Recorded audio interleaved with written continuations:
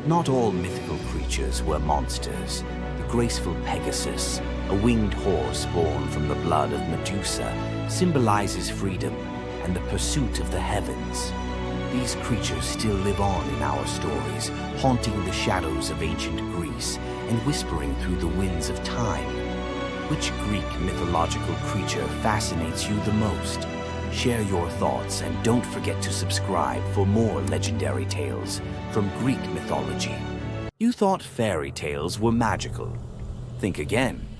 The real origins of these classic tales are disturbing, gruesome, and filled with horror. Many of these stories have been sanitized for modern audiences, but their original versions were filled with betrayal, curses, and brutal consequences. From Pinocchio's horrifying fate to the true story of Bluebeard, let's dive into the darker side of fairy tales that history tried to erase. Fairy tales weren't always about happily ever after. Many of them were cautionary tales, warning of real dangers, human cruelty, and supernatural horrors. 1. The original Pinocchio, a gruesome fate. Before Disney made him a lovable puppet, Carlo Collodi's original Pinocchio was a terrifying little troublemaker. Instead of learning his lesson, he was hanged from a tree by a group of bandits, left to suffocate as a punishment for his misdeeds. 2. Bluebeard, the serial killer's tale. Bluebeard was not a misunderstood nobleman. He was a full-blown serial killer. In Charles Perrault's version, Bluebeard marries multiple women and forbids them from entering one locked room. When his latest wife disobeys, she discovers the corpses of his past wives hanging from hooks. He nearly kills her too, but she's saved at the last second by her brothers. Some believe this gruesome tale was inspired by real-life figures like Gilles de Rais, a nobleman convicted of horrific crimes. 3. The Pied Piper, a tale of mass disappearance. The Pied Piper of Hamelin was not just about a man who played music to lead away rats. He also took the children. In some versions, the town refuses to pay him for his services, so he takes revenge by luring all of their children into a cave, where they are never seen again.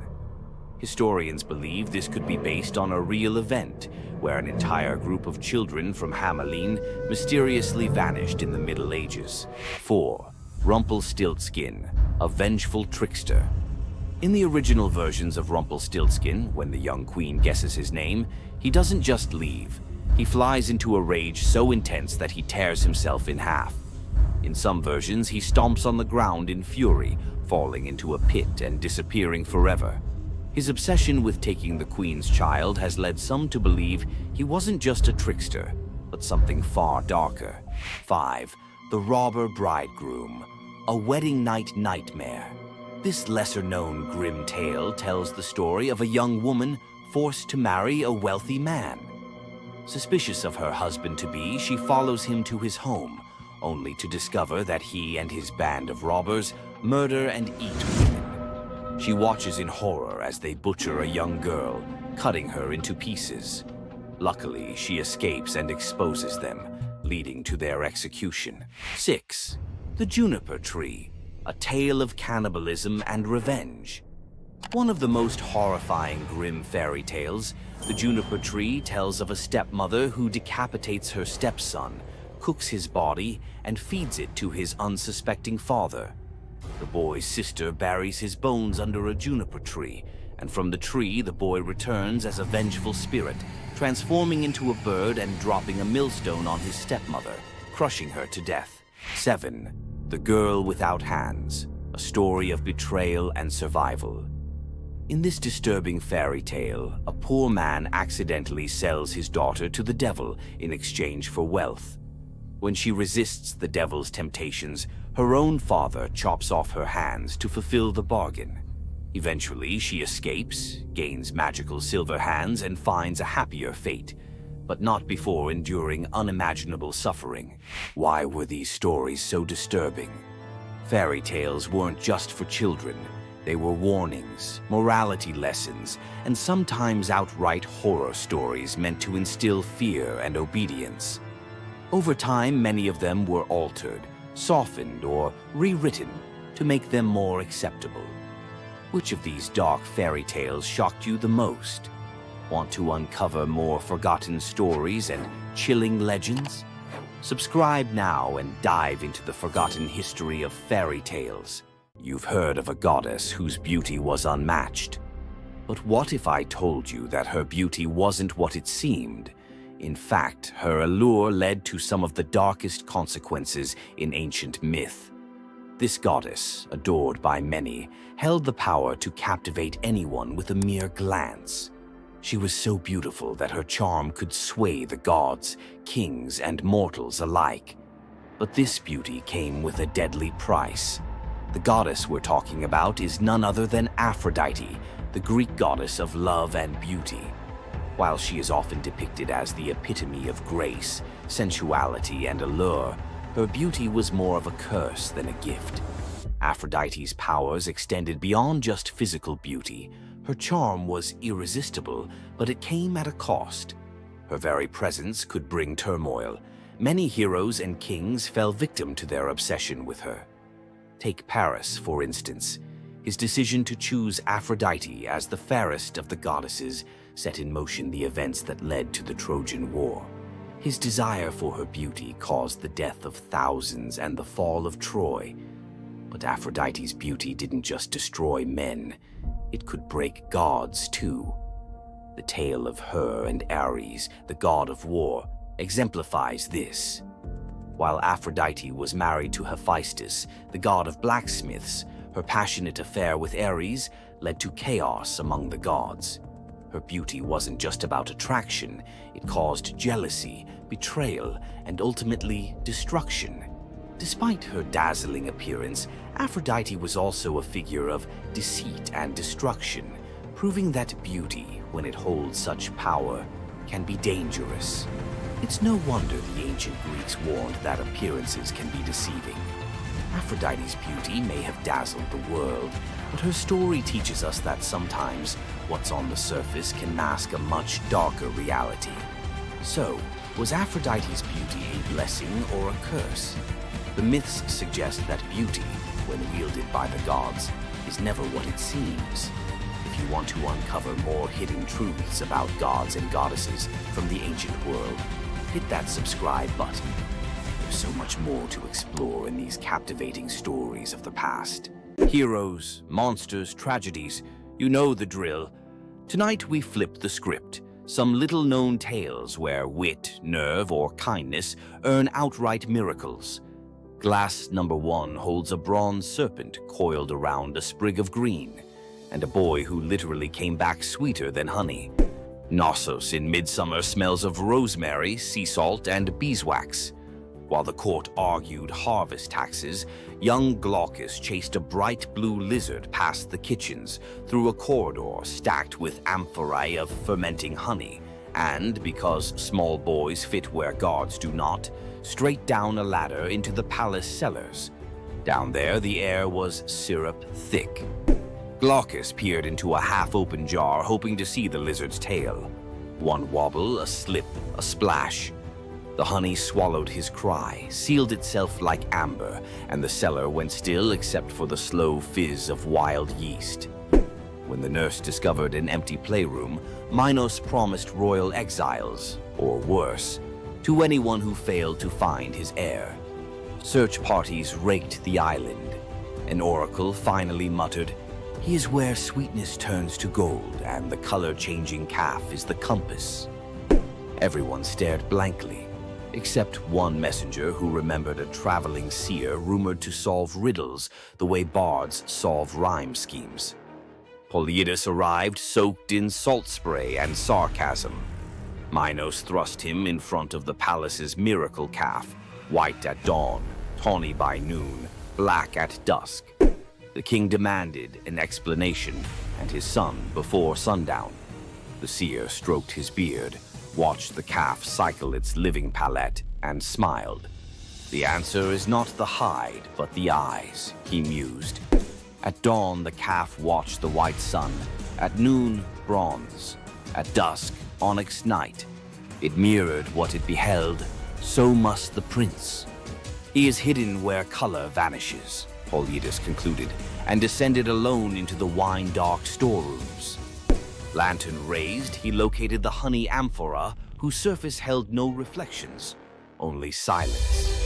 He cracked the seal, found Glaucus suspended in golden stillness, lips blue, limbs floating like reeds in amber. When guards hauled boy and jar to the throne room, Minos' relief curdled into fury. "Resurrect him," he ordered, "or you will keep him company." The seer and the honey coffin were locked inside a stone vault. Bar grinded shut. Torches flickered out. The only light came from honey's inner glow. Polyidus knelt, mind racing through every charm he knew. None could reverse 2 hours without breath. A soft hiss cut the darkness. A serpent, scales gold as harvest wheat, slipped under the door. Polyidus, fearing venom, crushed it with a wine jug. Silence returned, briefly. A second serpent slid beside its fallen mate, circled the bottom, vanished into a crack, and re-emerged, clutching a sprig of leaves that glimmered in emerald fire. Pressed the herb to the dead serpent's mouth. In a shiver of sinew, the creature revived. The pair slithered away, leaving the leaf behind like a lesson. Polyidus' pulse hammered. He ground the glowing plant between stone shards, smeared the paste across Glaucus' cold lips, and half praying to gods who seldom pick up, waiting. A heartbeat. 2. Then the boy coughed, honey and air and the shriek of returning life. He sat up wide-eyed, asking if lunch was ready. The vault erupted in shouts. Guards dragged them to Minos, whose relief eclipsed his threats. "Teach the child your art," the king commanded, "and you may leave Crete with both eyes intact." For 30 days, Polyidus tutored Glaucus, reading omens in bird flight, divining storms by the smell of stone, decoding dreams as if they were parchment. Each lesson the seer delivered with growing dread. Minos could weaponize prophecy. On the final morning, he presented Glaucus with a cup of wine to seal memory. The boy drank. Polyidus leaned close, whispered a single word, and the wine turned bitter. Glaucus spat it back onto Polyidus' lips. That was the spell. Every technique, every cosmic shortcut drained from the boy's mind like sand through a broken hourglass. He would live healthy, happy, but ordinary. The gift stayed locked in Polyidus' own skull. The seer departed at sunset, pockets empty except for a few stray violet leaves, the serpent herb. Some say he planted them across the Aegean. Others insist he fed them to bees, breeding honey that glows faintly green when moonlight is thin. In mountain apiaries of rural Greece, beekeepers still search for Glaucus honey, said to cure a stopped heart if administered within 3 breaths. And every cellar apprentice learns, keep lids tight, keep ladders chained, and keep an eye out for serpents. Sometimes they carry medicines gods never meant us to find. Nymph Princess Cyrene tackles a lion preying on her father's cattle. Apollo, stalking inspiration, watches her wrestling the beast bare-handed and thinks, forget liars, that's poetry. He swoops not with roses but a gold chariot pulled by griffins. Rule a land of your own, he says, pointing across the Mediterranean.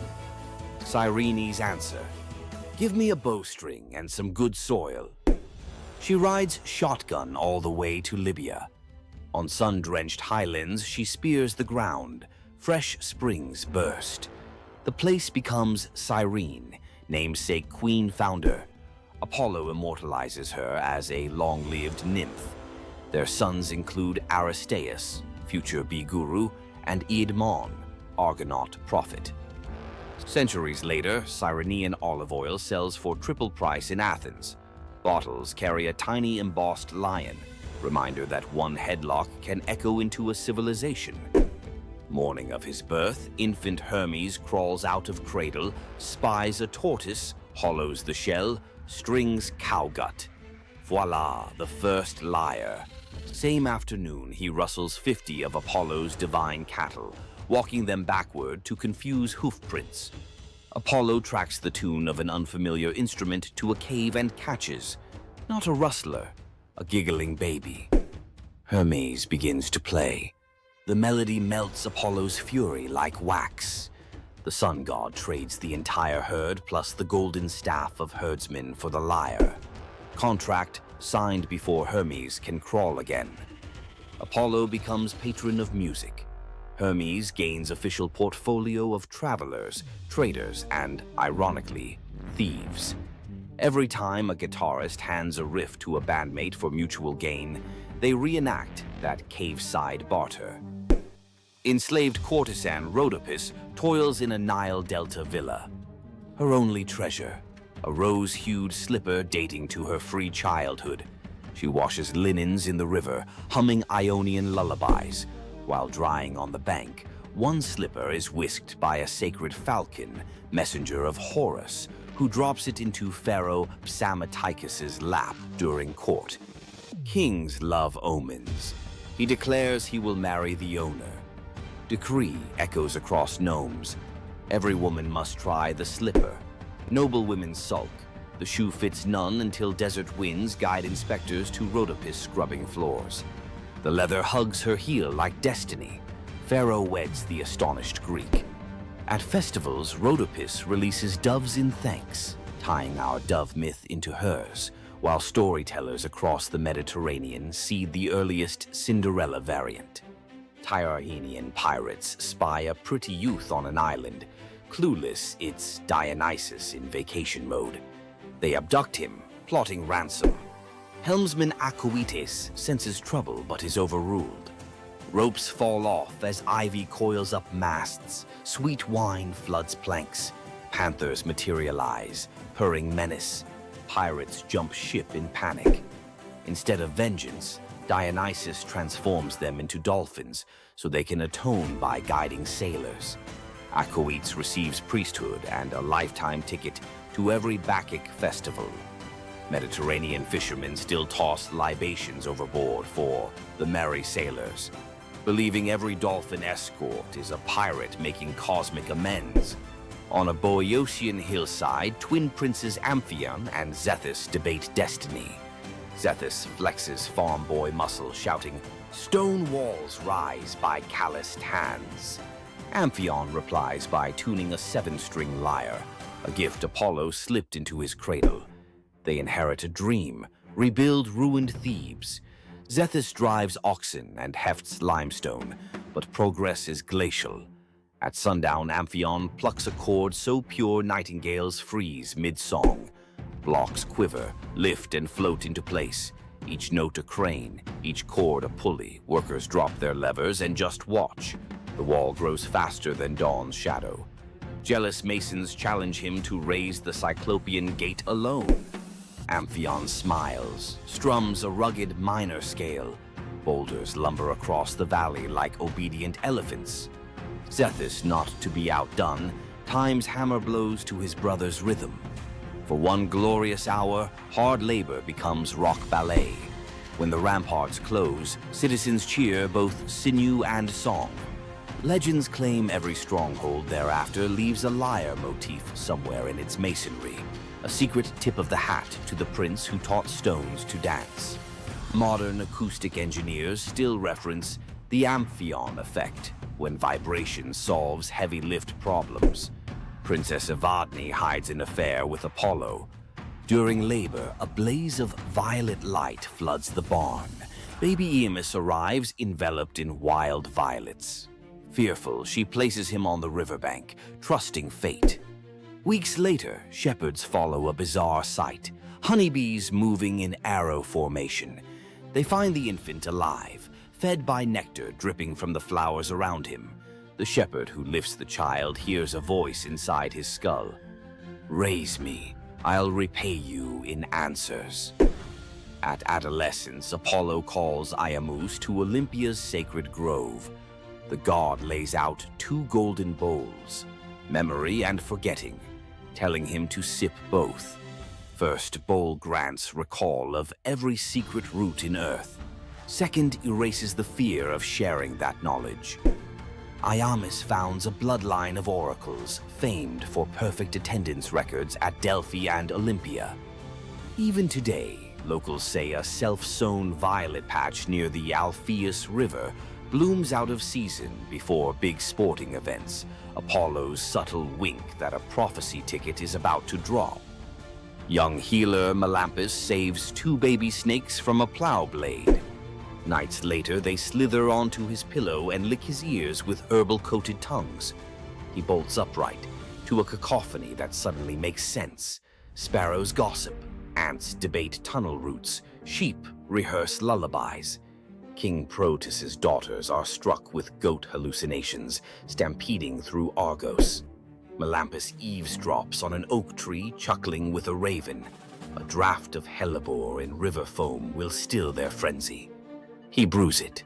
1 sip and royal sanity snaps back. Kingdom cheers. Fee time. Melampus wants 1/3 of the realm. Proetus balks until the cattle low in perfect Greek. He's worth it. Impossible to refuse a bovine referendum. Territory ceded.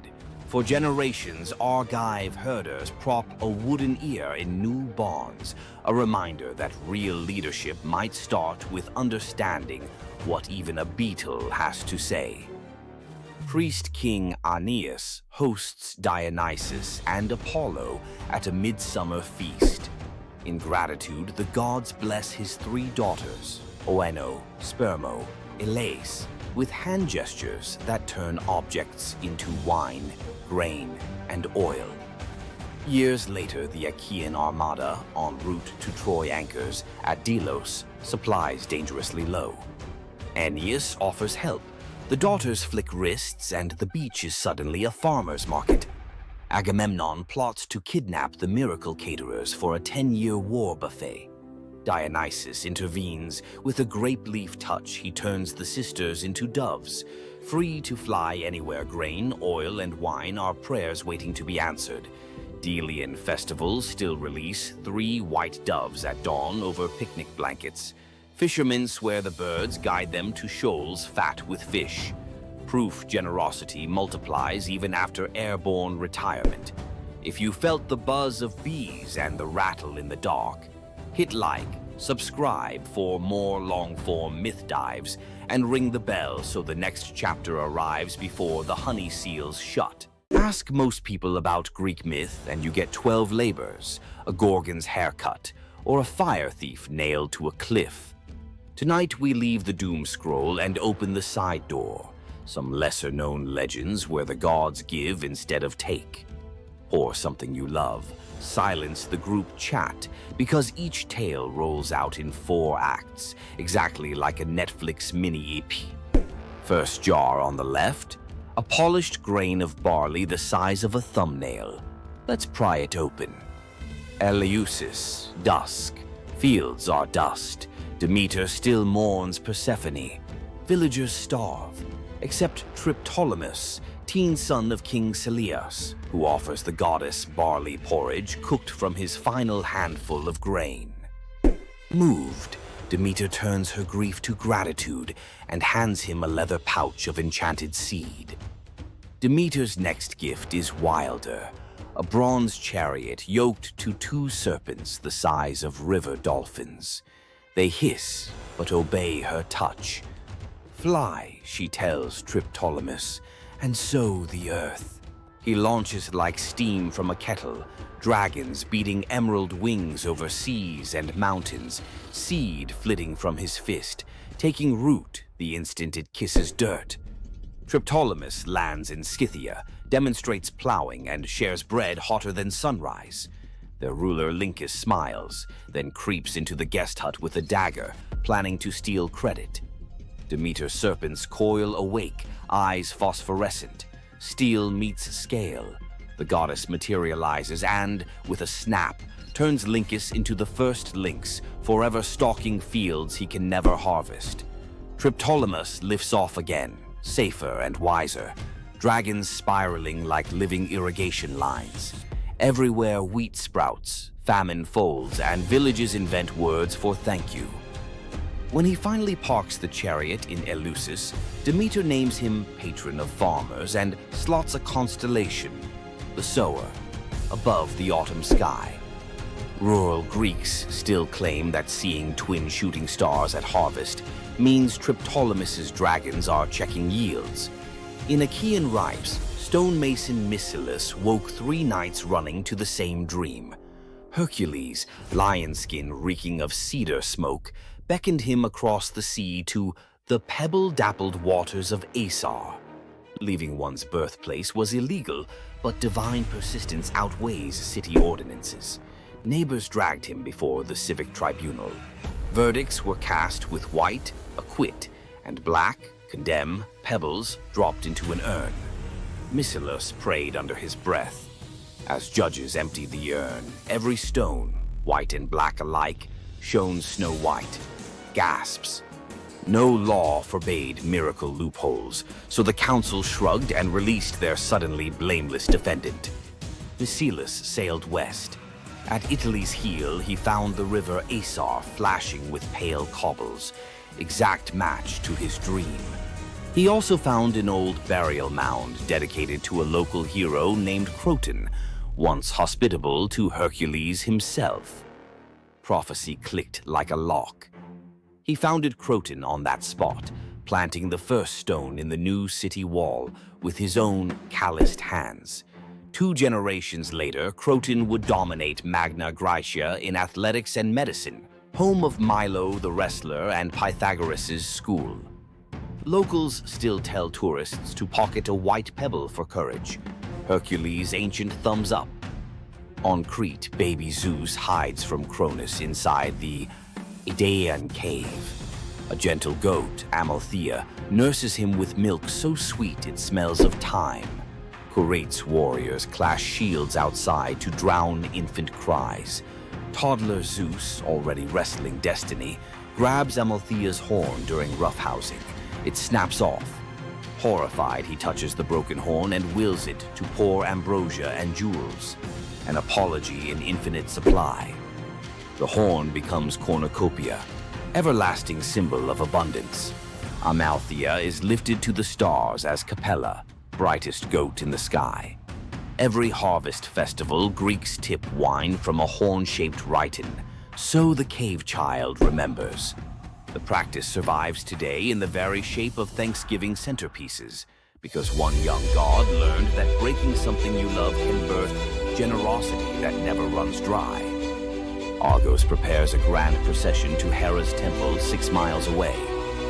Oxen assigned to pull the gilded cart of priestess Sidipe, aka Mo or Awol. Her sons, athletes Cleobus and Biton, lock eyes and shrug. Where are the oxen today? They yoke themselves, veins corded, and drag the 2-ton cart under Mediterranean noon. Crowds scatter petals, sweat rains on marble road. At the temple steps, mother dismounts, trembling with pride. Sidipe prays, "Great Hera, grant my sons the best blessing a mortal can have." After sacrifice and feast, the exhausted brothers fall asleep in the sacred hall, smiles still ghosting their faces. They never wake. Peaceful exit at peak glory, Hera's idea of the highest gift. Argives commission life-size statues at Delphi, muscles forever flexed. Travelers note the serenity on stone brows, testament that sometimes a swift, dignified curtain call outranks long, ragged applause. Young Taurus, demigod son of Poseidon, pilots a skiff scouting for new colonies. Storm detaches rudder from reality. Mast snaps like uncooked spaghetti. Waves swallow everything but Taurus clinging to driftwood. Poseidon, scanning seafloor currents, flicks his trident. A dolphin larger than a rowboat rockets upward, scoops Taras, and planes across the wine-dark sea like a living surfboard. At dawn, the dolphin deposits him on Italy's sunlit heel. Taras climbs a bluff, sees fertile plains ribboned by a gentle river. He plants Poseidon's miniature bronze trident in the sand and declares a new polis. The colony, Tarentum, today's Taranto, mince coins of a boy riding a dolphin, trident aloft.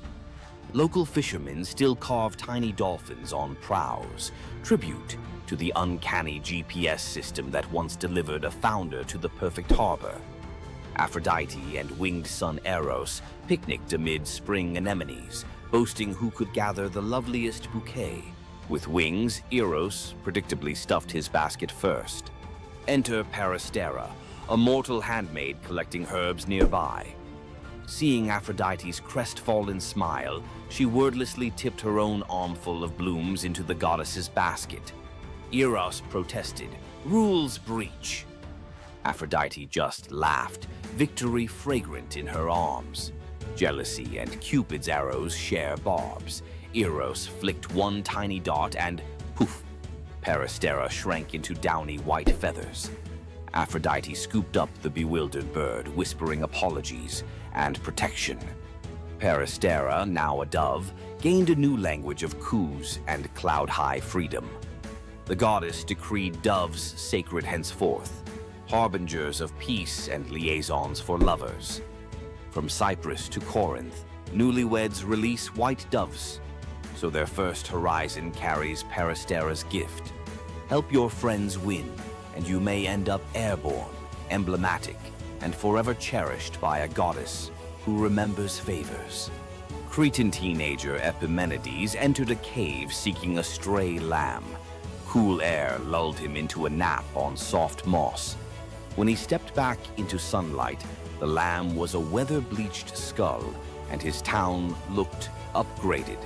He'd slept 57 years. Word of the time traveler raced to Athens, then reeling under plague and factional strife. They summoned Epimenides. He prescribed symbolic spring water baths for citizens and a cleansing of unjust murder cases, the world's first state-sanctioned amnesty. He also ringed the city with incense-burning altars to the unknown god, appeasing whichever deity felt snubbed. Within a year, the plague receded, civic tempers cooled. Grateful Athenians offered gold. Epimenides accepted only vines for his Cretan temple, proof that sleep had taught him value over price. Legends credit him with tweaking the Greek lunar calendar and penning riddling prophecies. Even today, Cretan shepherds warn drowsy companions, "Nap too long in a sacred cave, you'll wake up a consultant." Aristaeus, son of Apollo and huntress Cyrene, loved tinkering. Olives here, cheese there. When shepherds complained of wild honey going rancid, Aristaeus studied bees like living alchemy. Nymph tutors taught smoke calming and linen veils. Soon, Aristaeus produced honey rumored to heal fevers. Even Olympians craved his combs. One blistering summer, disease wiped out his hives.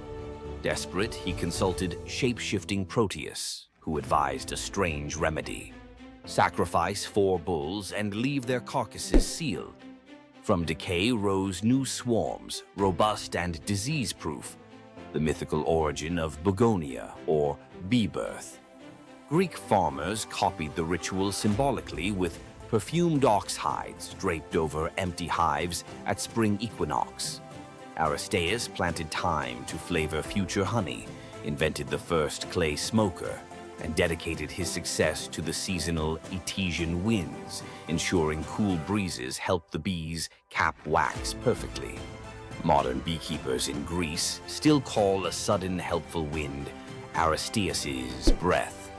Zeus and Hermes, disguised as dusty travelers, canvassed a Phrygian village for lodging. Gold door mansions slammed shut. Only an aged, poor couple, Baucis and Philemon, welcomed them into a mud brick hut. They served cabbage soup, pork scraps, and local wine. Mid-pour, Baucis noticed the jug stayed full. Eyes widened. Guests revealed divine light. The couple's first instinct? Ask the gods to spare their nasty neighbors if possible. Mercy before schadenfreude, classy. The village morphed into a marsh. The hut blossomed into marble columns. Zeus offered any reward. They chose to be temple keepers and to die together. Years later, as breath slowed, bark crept over their skin. Philemon an oak, Baucis a linden, branches intertwined over the temple forecourt. Travelers claim the twin trunks still rustle blessings on strangers who share food with drifters.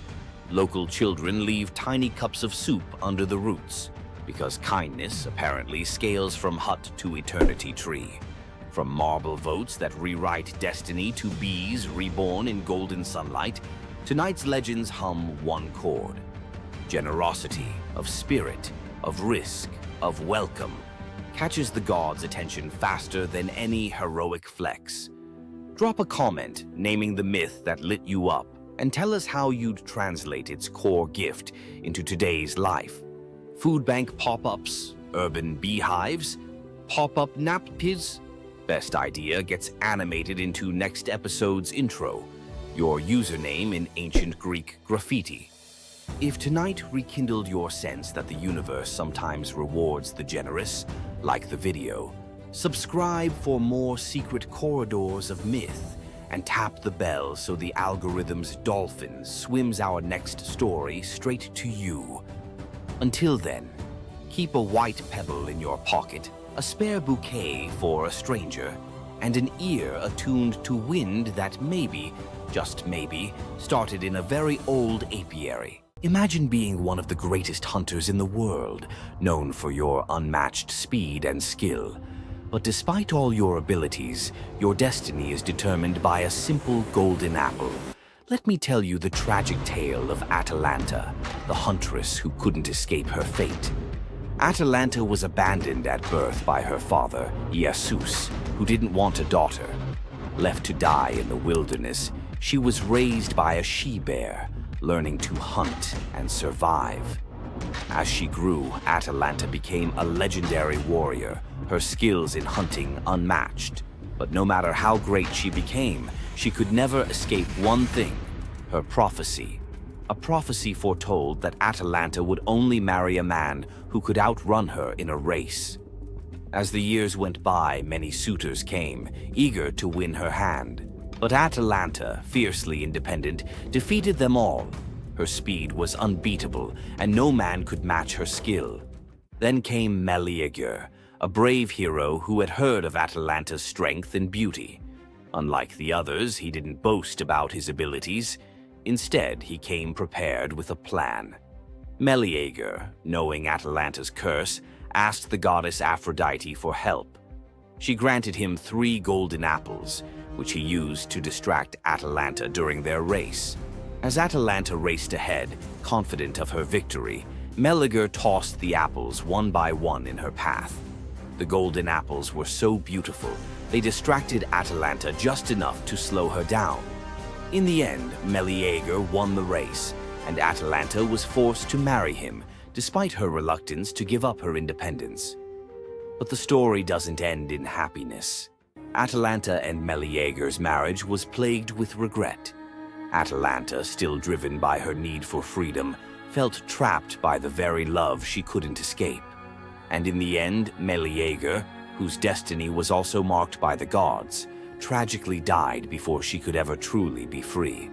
Atalanta's story is a tale of love, fate, and the clash between personal destiny and desire.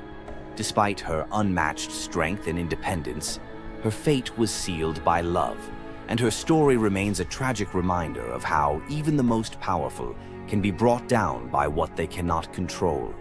If Atalanta's bittersweet story of fate and love left you in awe, subscribe for more untold Greek myths and the heroes who shaped the ancient world. Imagine having a wish so powerful that everything you touch turns to gold. Sounds like a dream, right? But for King Midas, this dream turned into a nightmare. Let's dive into his tragic story. Once upon a time, King Midas ruled over a prosperous kingdom known for his wealth and opulence. But Midas wasn't just content with riches. He wanted more. He wished for the ability to turn anything he touched into gold. One day, the god Dionysus appeared before him and, impressed by Midas's devotion, granted him the wish. At first, Midas was overjoyed. Everything he touched, his food, his treasures, his furniture, transformed into gold. His wealth grew beyond imagination, and his joy knew no bounds.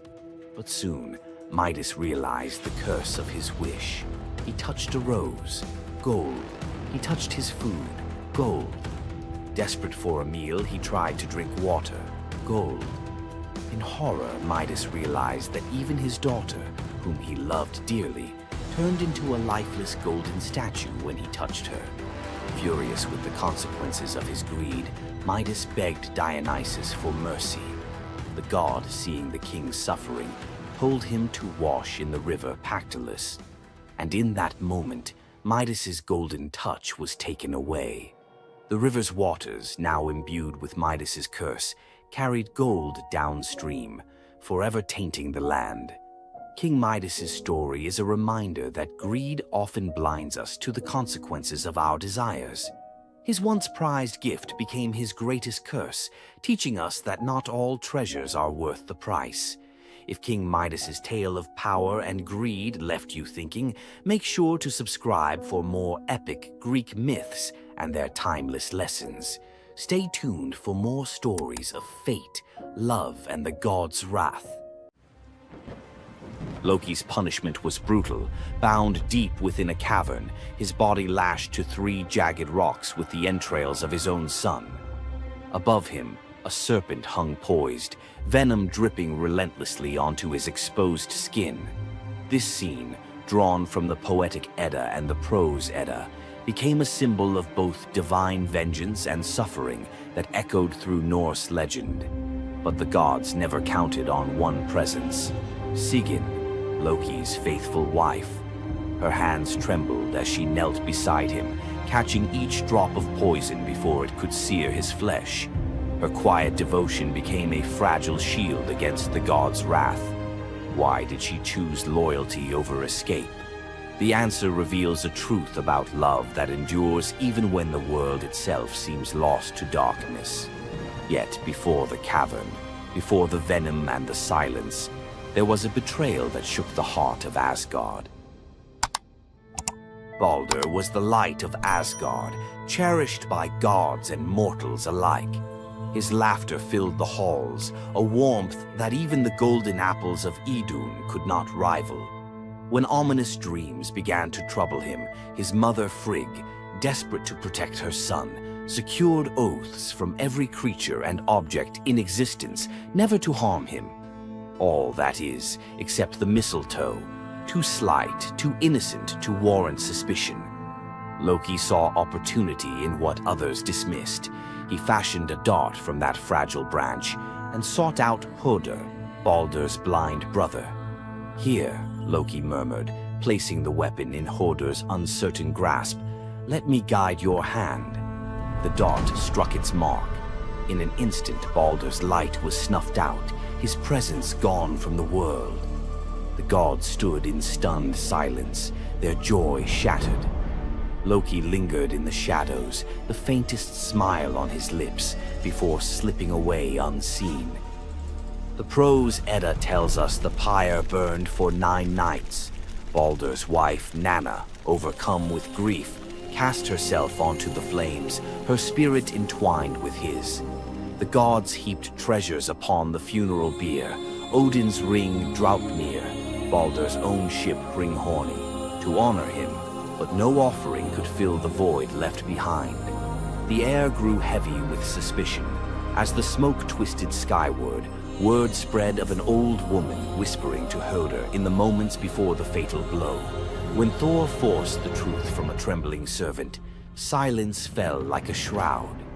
Loki's name was not spoken, but its weight pressed upon every heart. The gods had tolerated his mischief, his clever lies, even the theft of Sif's hair. But this was different. The poetic Edda names him plainly: Loki, the guileful who brought it about, from which all misfortune came. Odin convened the gods to pass judgment. No mead flowed, no boasts rang out. The All-Father's single eye burned cold as he named Loki Oathbreaker and Kinslayer. Weapons gleamed in restless hands. Even gentle Friar's fingers tightened around his sword. Loki understood the god's fury. He fled Asgard, his mind racing with schemes. As told in the prose Edda, he built a lodge in the mountains, doors on every side, always watching for his pursuers. Still, he could not outrun their vengeance. Odin's gaze found him, even in hiding. When the gods arrived, Loki tried to slip away, transforming into a salmon to evade capture in the river's swift current. But Thor's grip proved stronger than fate. Dragged back through the gates he once helped raise, Loki passed faces twisted with anger and betrayal. The god's judgment was swift. The path ahead led not to mercy, but to a place where pain and silence waited in the damp and the dark. They forced Loki into the heart of the earth, a cavern where the air pressed cold and heavy, and every sound echoed off stone walls, slick with damp. Water dripped steadily from above, each drop magnifying the hush that settled over the gods as they set to their grim task. The stench of venom lingered, sharp and persistent, mingling with the iron tang of old blood. Odin's single eye caught the flicker of Skadi's movement. A silent nod passed between them, sealing what would come next. 3 massive boulders, freshly gouged with holes, stood ready. The gods had not brought chains or rope. Instead, they made Loki's punishment a reflection of his own chaos. The prose. Edda tells us they transformed one son, Vali, into a wolf who slew his brother, Nari. With the entrails of Nari turned to iron by the god's will, they bound Loki fast, wrists, neck, thighs, and ankles locked tight against the unyielding stone. As the Völuspá declares, with the guts of his ice-cold son, the killer is bound. Each knot and twist was deliberate, a reminder that his own blood now held him captive. The weight of the rocks pressed into his flesh, a constant ache that would never fade. Skadi stepped forward, her presence sharp as frost. In her hands a serpent writhed, its fangs gleaming. She fixed the creature to a stalactite directly above Loki's face. "For Balder," she said, her voice steady and cold. The serpent's jaws parted, and a bead of venom gathered at its tip.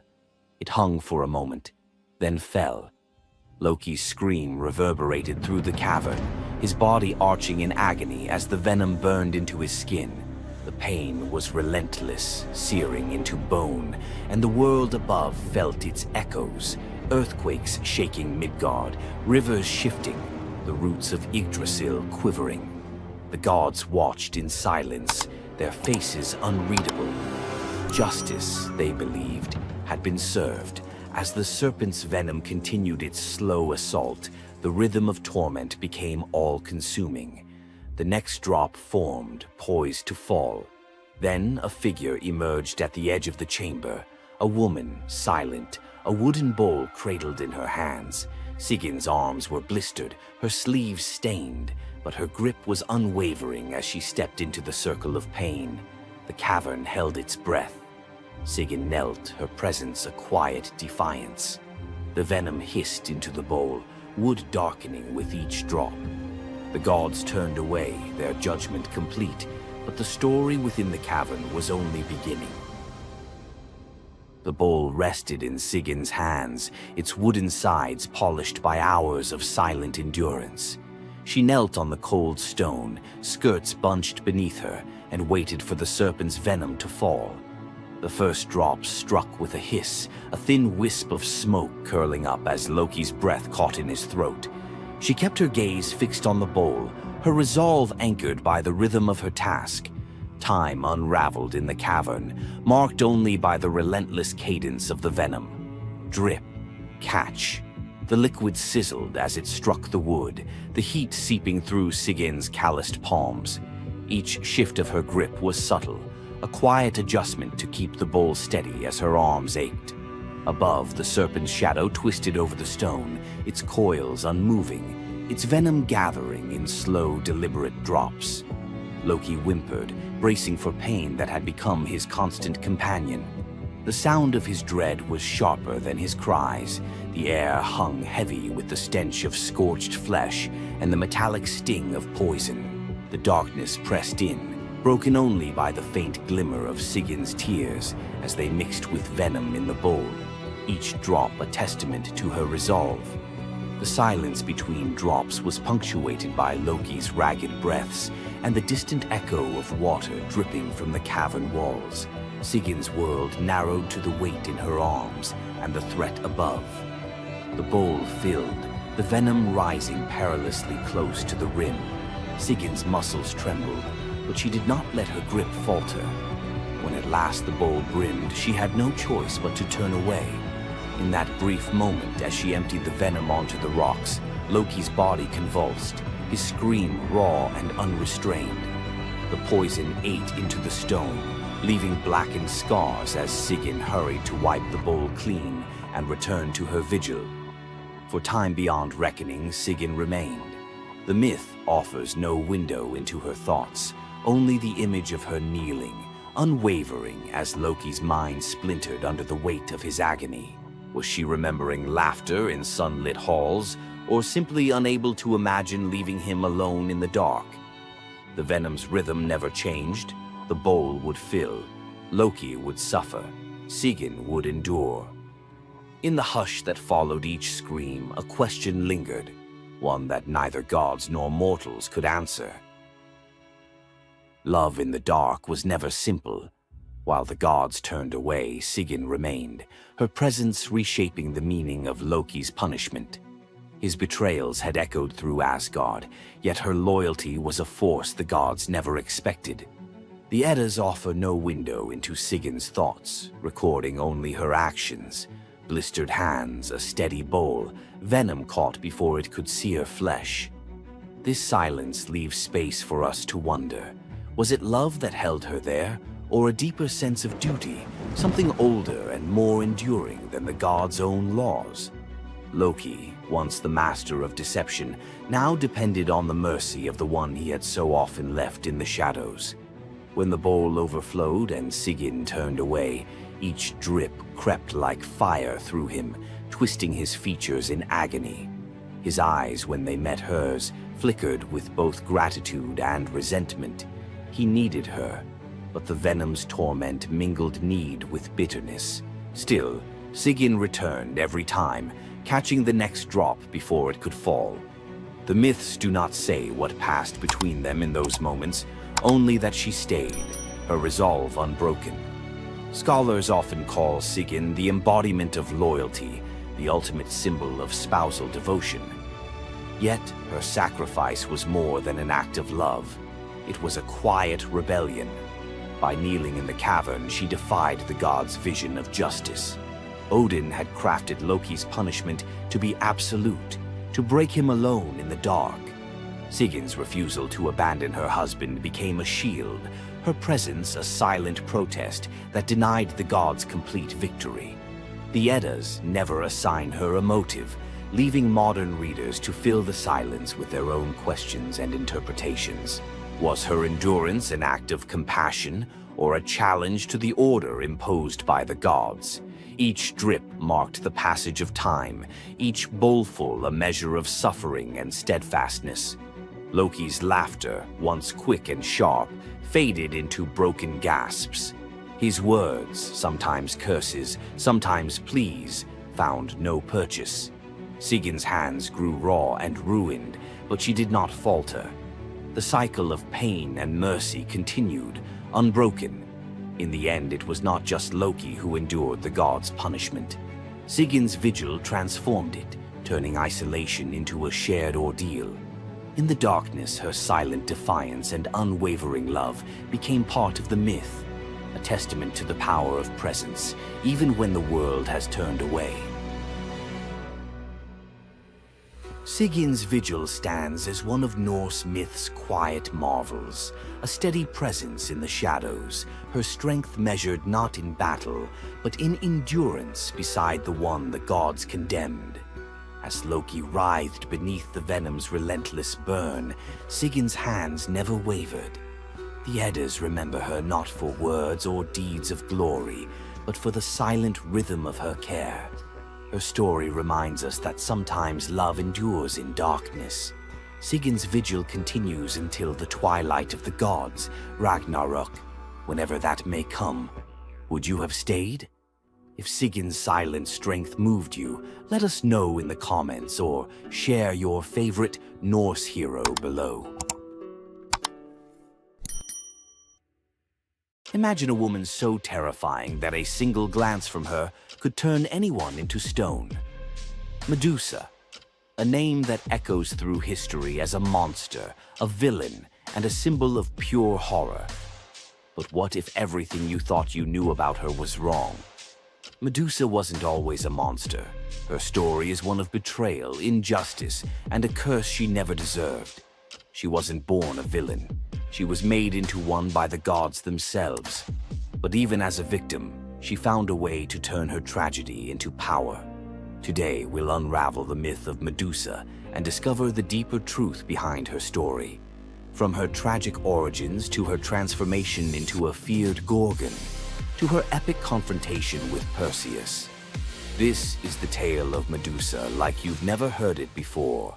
Long before the snakes, before the curse, Medusa was a mortal woman of extraordinary beauty. She wasn't born a monster. She was born human, the daughter of the sea gods, Phorcys and Ceto. While her sisters, Stheno and Euryale, were immortal Gorgons, Medusa stood apart as the only mortal among them. But it wasn't her mortality that set her apart. It was her beauty. Medusa's golden hair, radiant complexion, and striking eyes captured the attention of everyone, even the gods. She served as a priestess in the temple of Athena, goddess of wisdom and war, vowing to remain pure and devoted to the goddess. This is where her life took a tragic turn. According to the myth, Poseidon, the god of the sea, became infatuated with Medusa. Overcome by desire, he pursued her relentlessly, and one fateful day he cornered her in Athena's temple. Medusa, defenseless, could not escape his wrath. But instead of protecting her, Athena turned her fury against Medusa. The goddess, enraged by the desecration of her temple, cursed Medusa for what had happened, punishing the victim instead of the perpetrator. Athena's curse transformed Medusa into a Gorgon, a being so hideous that no one could bear to look at her. Her golden hair turned into a nest of venomous snakes, and her eyes became so powerful that a single glance could turn living creatures to stone. This moment defined Medusa's new existence. Once revered for her beauty, she was now feared and hunted as a monster. But beneath the horror of her transformation lay a deeper question. Was Medusa truly cursed, or had she been given a weapon to defend herself in a world that had betrayed her? Medusa fled from civilization, retreating to a remote island where she lived in solitude. Here she came to terms with her new form and the terror it inspired. The snakes in her hair hissed constantly, and her reflection, once a source of pride, was now a weapon she couldn't dare to look at. But the world wouldn't let her rest. Tales of the monster of the island spread across Greece, and soon warriors came seeking glory by trying to slay her. None succeeded. Each challenger who entered her domain fell victim to her petrifying gaze, their bodies forever frozen in stone. Medusa's life became one of survival, fending off those who sought to destroy her while grappling with the isolation of her curse. She was trapped in a cycle of violence she didn't choose, but couldn't escape. As the years passed, Medusa's story became twisted. In the eyes of mortals, she was no longer the victim of a cruel curse, but a monster to be feared. The tragic young woman was lost to legend, replaced by the image of a terrifying villain. Enter Perseus, a young demigod with a destiny to fulfill. Tasked with bringing back Medusa's head as proof of his strength, Perseus embarked on a perilous journey to find her. But unlike the warriors before him, Perseus wasn't relying solely on his skill. He had the favor of the gods. Athena and Hermes provided Perseus with gifts to help him on his quest. Winged sandals to fly, a reflective shield to avoid Medusa's gaze, and a sword sharp enough to cut through anything. Most importantly, he was given a magical bag to safely carry her severed head. Perseus's journey to Medusa's lair was filled with danger, but none compared to the final challenge, facing the Gorgon herself. When Perseus arrived, Medusa was sleeping. For the first time in years, she looked peaceful, an almost human reminder of who she once was. But Perseus couldn't afford to hesitate. Using the reflective shield as a mirror, he avoided her petrifying gaze and struck with precision, severing her head in one swift motion. The blood that spilled from Medusa's neck gave birth to two incredible beings, Pegasus, the winged horse, and Chryser, a golden giant. Even in death, Medusa's body produced miracles, a testament to the power she had carried within her. Perseus carried Medusa's severed head back to Greece, where it became both a trophy and a weapon. Her gaze retained its power, turning enemies into stone, and Perseus used it to defeat his foes and protect his people. But Medusa's story didn't end with her death. Over time, her image transformed from that of a monster to a symbol of strength and defiance. Women, especially, began to reclaim her story, seeing her as a figure who resisted the gods and survived unimaginable betrayal. Today, Medusa is more than a mythological figure. She's an icon. Her face appears in art, literature, and even modern movements that challenge systems of power and oppression. But the question remains, was Medusa truly a monster, or was she a victim of a world that feared her power? Medusa's story is a reminder that myths are more than just tales of gods and heroes. They're reflections of human nature, of the injustices and triumphs we still see today. So, what do you think? Was Medusa a villain, or was she a misunderstood symbol of resilience? Leave your thoughts in the comments. Give this video a like if you found her story as fascinating as we did. And don't forget to subscribe to the channel for more deep dives into the myths and legends that continue to shape our world. Until next time, keep questioning, keep exploring, and keep looking beyond the surface. What would you do if you gave up everything for love, only to be betrayed by the one you trusted most? In the Greek myth of Medea, love led to ultimate revenge, and the consequences were deadly. Let's dive into this tragic tale. Medea, a sorceress of immense power, fell in love with Jason, the leader of the Argonauts, when he came to her homeland seeking help. Medea, who was deeply in love with him, used her magic to aid him in his quest for the Golden Fleece. She betrayed her own family, murdered her brother, and helped Jason achieve his goal, all out of love for him. Once Jason had the fleece, Medea fled with him to Greece, where they started a life together. But as time went on, Jason's love for Medea faded. He decided to marry Glauce, the daughter of Creon, the king of Corinth, in an effort to secure a more powerful position.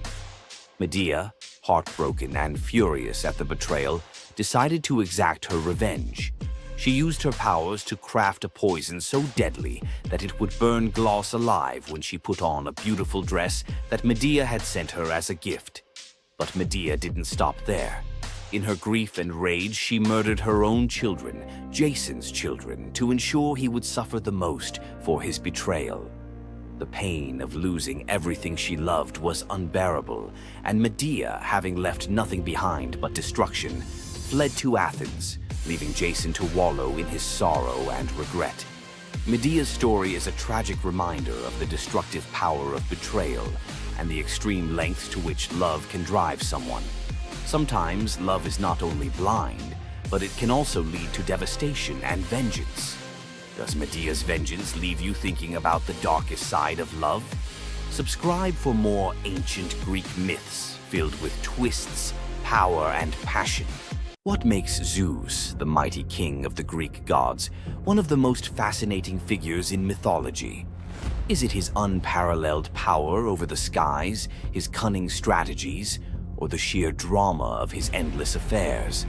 While his tales are legendary, there's one story that stands out: the epic battle that earned Zeus his throne, the Titanomachy. This isn't just a story of a god's rise to power, it's a tale of rebellion, alliances, betrayal, and the ultimate struggle between two generations of divine beings. Stay with us as we dive into the myth of the Titanomachy, Zeus's role in overthrowing the Titans, and the secrets that shaped his reign. Before Zeus became the king of the gods, his father, Cronus, ruled the cosmos. Cronus was the youngest of the Titans, a race of primordial deities born of Uranus, the sky, and Gaia, the earth. The Titans were immensely powerful, but also deeply flawed. Cronus had gained power by overthrowing his own father, Uranus, in a brutal act of betrayal. But just as Cronus had betrayed his father, a prophecy loomed over him, warning that one of his own children would overthrow him. To prevent this, Cronus took a horrifying precaution. He swallowed each of his children as they were born, imprisoning them in his stomach for eternity. But Gaia, the ever-watchful mother of the gods, wasn't about to let this happen again. When Rhea, Cronus's wife, gave birth to Zeus, Gaia devised a plan. Rhea tricked Cronus by handing him a stone wrapped in swaddling clothes, which he swallowed, believing it was his newborn son. Meanwhile, Zeus was spirited away to a hidden cave on the island of Crete, where he was raised in secret. Zeus grew up under the care of nymphs and a goat named Amalthea, who nourished him with her milk. As he matured, Zeus learned of his father's tyranny and vowed to free his siblings and challenge Cronus's rule. Zeus couldn't take on Cronus and the Titans alone. He needed allies. His first move was to rescue his siblings trapped inside Cronus. With the help of the goddess Metis, Zeus tricked Cronus into drinking a potion that caused him to vomit up his children: Hestia, Demeter, Hera, Hades, and Poseidon, fully grown and ready for battle. Now united, the 6 Olympian siblings declared war on Cronus and the Titans. But the Titans were powerful, and the war, known as the Titanomachy, would rage for 10 years with no clear victor. Realizing they needed an advantage, Zeus turned to the most unlikely of allies, the Hecatonchires and the Cyclopes. These were monstrous children of Gaia and Uranus, imprisoned in Tartarus by Cronus out of fear of their immense power. The Hecatonchires had 100 hands and unparalleled strength, while the Cyclopes were master craftsmen. Zeus descended into Tartarus, defeated its terrifying guardians, and freed these imprisoned beings. In gratitude, the Cyclopes forged weapons for Zeus and his brothers. Zeus received the thunderbolt, Poseidon the trident, and Hades a helmet of invisibility. With these tools and the raw power of the Hecatonchires, the Olympians finally had the upper hand.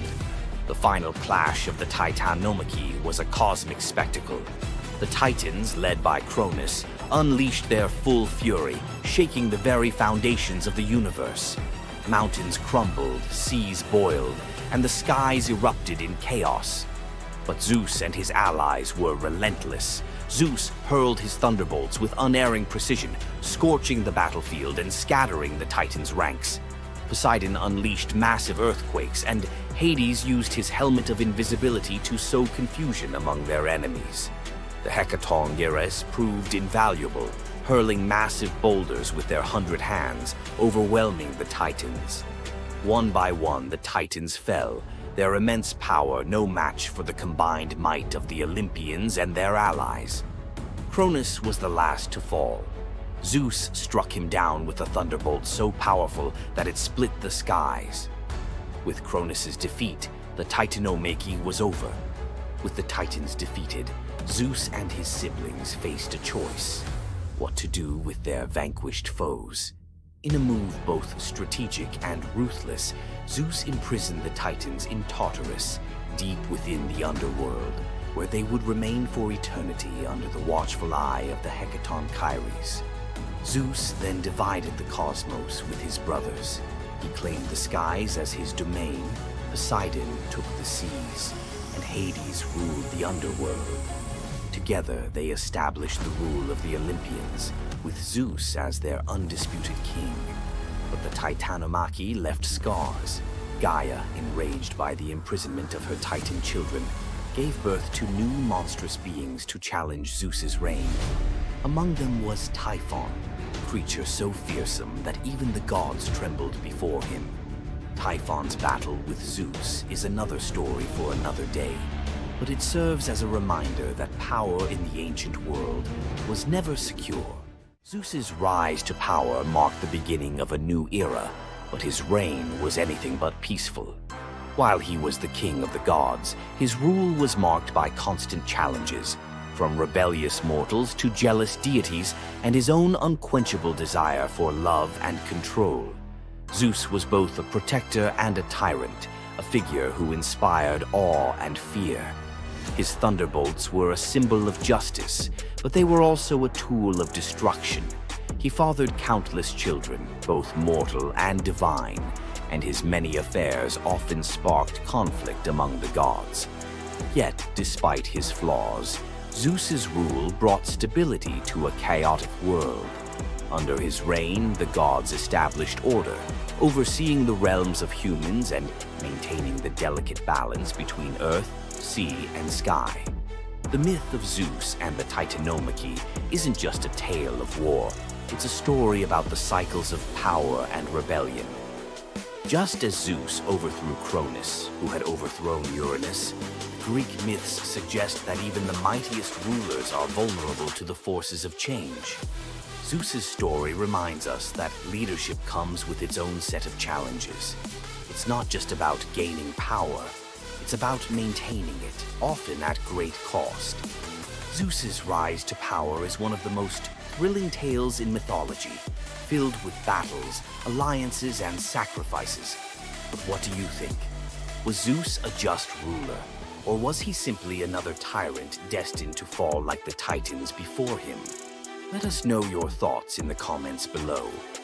Don't forget to like this video if you enjoyed this dive into Greek mythology, share it with fellow myth lovers, and subscribe to our channel for more epic tales from the ancient world.